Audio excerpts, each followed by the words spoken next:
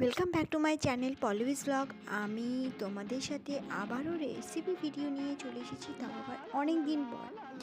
তো শীতকালে সোয়েটার কম্বল তো রেখে দিলেও শীতকাল শেষ করার আগে তো কড়াইশুঁটির দুটো রেসিপি না খেলেই নয়। যতই ডায়েট করি না কেন, কড়াইশুঁটির এই দুটো রেসিপি তো খেতেই হবে। তো চলো, সমস্ত ডায়েট ভুলে আজকে আমরা কড়াইশুঁটির দুটো রেসিপি আমি কিভাবে বানিয়েছি তোমাদের সাথে একটু শেয়ার করে নিই। তো চলো, এখানে দেখো, আমি এখানে সমস্ত কড়াইশুঁটিগুলোকে ছাড়িয়ে নিয়েছি একটা ঝুড়ির মধ্যে। দেন বেশ কিছুটা কড়াইশুঁটি এখানে আমি মিক্সার গ্রাইন্ডারে দিয়ে দেবো। দেন আমি কড়াইশুঁটি যেটা পেস্ট করব সেটার মধ্যে আমি আদা, বেশ কিছুটা আদা, দুটো কাঁচা লঙ্কা আর গোটা জিরে, গোটা ধনে আর গোলমরিচ, এগুলো দিয়ে আমি পেস্ট করব। আর বেশ কিছুটা দেখতেই পাচ্ছ, বেশ খানিকটা আমি কড়াইশুঁটি রেখে দিয়েছি। তার সাথে আমি আলু আর গাজর নিয়েছি। এটা দিয়ে আমি একটা সবজির মতো বানাবো, মানে ঘুগনি বলতে পারো, তো বানাবো। তো সেটা এখানে দেখো, আমি আগেই বলে দিয়েছে যে দুটো কাঁচা লঙ্কা,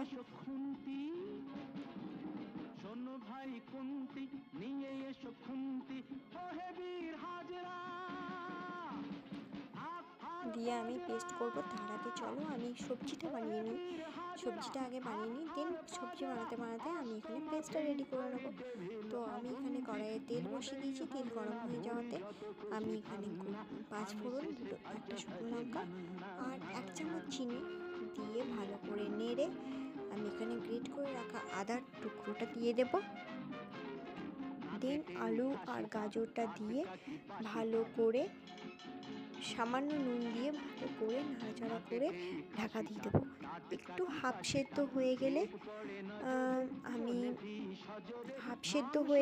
আমি এখানে কিছুটা ক্যাপসিকাম দেব। আর ক্যাপসিকামটা দেওয়ার পর নাড়াচাড়া করে আমি কড়াইশুঁটিগুলোকে দিয়ে দেবো। দেন কড়াইশুঁটিগুলো দেওয়ার পর নাড়াচাড়া করে আমি ঢাকা দিয়ে ভালো করে সেদ্ধ হতে দেবো। একটু ভাপিয়ে নেব কড়াইশুঁটিগুলো দেওয়ার পর।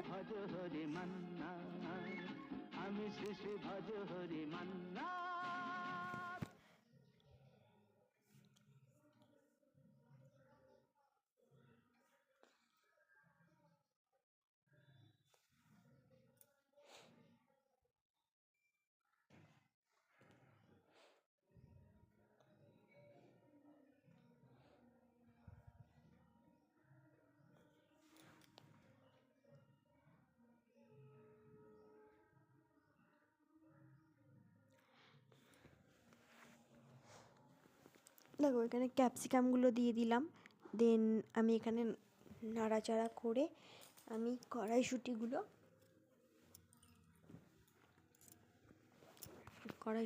আমি অল্প অল্প করে দিয়ে দেব।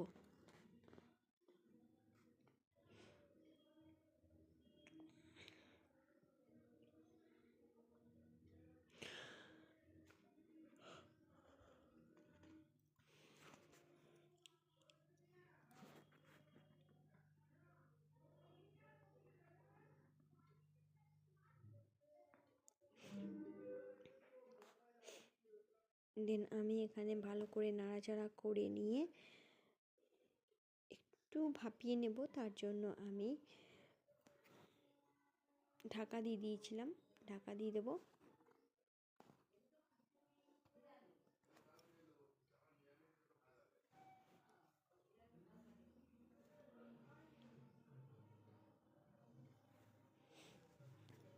দেন ঢাকনা এখানে আমি চেরা কাঁচা লঙ্কা দিয়েছি কয়েকটা।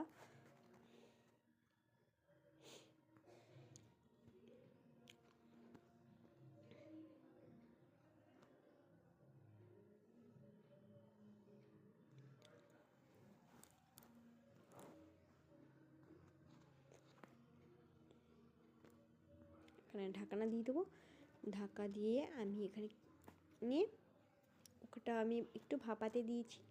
দেন ওটা যতক্ষণে ভাপানো হবে ততক্ষণে আমি এই পেস্টটা রেডি করে নিয়েছি। দেখে নাও, একদম মিহি একটা পেস্ট রেডি করে নিয়েছি।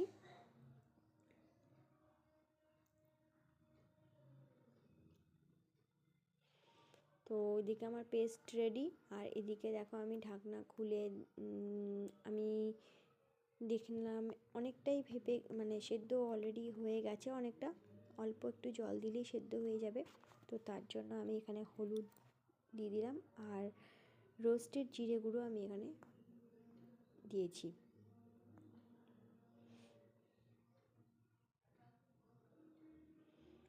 দেন ভালো করে নাড়াচাড়া করে নিয়ে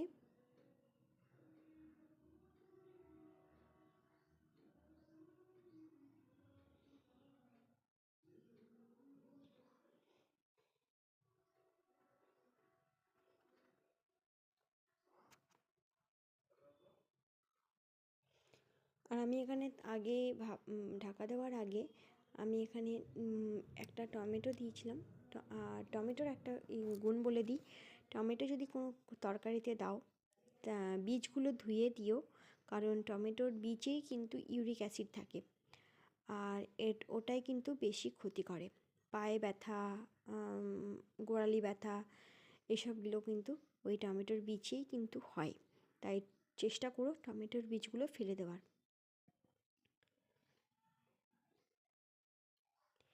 একটা ছোট্ট টিপস দিলাম, মনে রেখো। আর দেখো আমার এখানে তরকারিটা প্রায় হয়ে গেছে। তো তার জন্য আমি এখানে গার্নিশিংয়ের জন্য বেশ কিছুটা ধনেপাতা কুচিয়ে নিয়েছি, দেন দিয়ে দিলাম।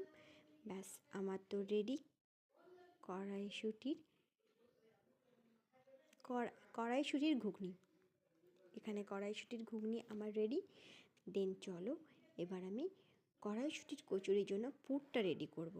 তো আমি এখানে একটা বাটির মধ্যে এই পুরো কড়াইশুঁটিটাকে ঢেলে নিয়ে কড়াইটা পরিষ্কার করে পুরটা রেডি করব। আর হ্যাঁ, নামানোর সময় আমি এখানে একটুখানি ঘি ছড়িয়ে নিয়েছি, তাতে খাবারের স্বাদ আরও বেড়ে যায়। তো তোমরাও এই ট্রিক্সটা ফলো করো, দেখো অবশ্যই দারুণ লাগবে খেতে। প্রতিটা খাবারে আমি বলছি না ঘি দিতে, কারণ ঘিটা স্বাস্থ্যের পক্ষে খাওয়া একদমই ঠিক নয়। কিছু কিছু রান্নাতে দেওয়াই যায়। আর সবজিটা আমি বাটির মধ্যে রেখে এখানে আমি কড়াইটা পরিষ্কার করে এখানে পুরটা রেডি করে নিয়েছি। পুরটার মধ্যে আমি এখানে কড়াইয়ে তেল গরম করে 5 ফোড়ন, হিং আর পুর পেস্টটাকে দিয়ে একটু নুন আর একটু জিরের গুঁড়ো দিয়ে মিষ্টি দিয়েছিলাম, চিনি। দেন পুরটা রেডি করে নিয়েছিলাম। দেন তারপর আমি পুরটা রেডি করে নিয়ে আমি এখানে ময়দা মেখে নিয়েছিলাম। ময়দা সাথে একটু আটা দিয়েছিলাম যাতে ভালো হয় আর কি। ময়দা আটা মিশিয়ে আমি মেখেছি, কালো জিরে আর নুন, ব্যাস এগুলো দিয়ে ভালো করে মেখে পুর বানিয়ে ছোটো ছোটো লিচির আকারে লুচি বেলে আমি ভেজে নিলেই রেডি হয়ে যাবে কড়াইশুঁটির কচুরি, আর সাথে গরমা গরম কড়াইশুঁটির ঘুগনি। তো আমার রেসিপি কেমন লাগলো অবশ্যই কমেন্টে জানিও, আর সাথে সাবস্ক্রাইব করে দিও।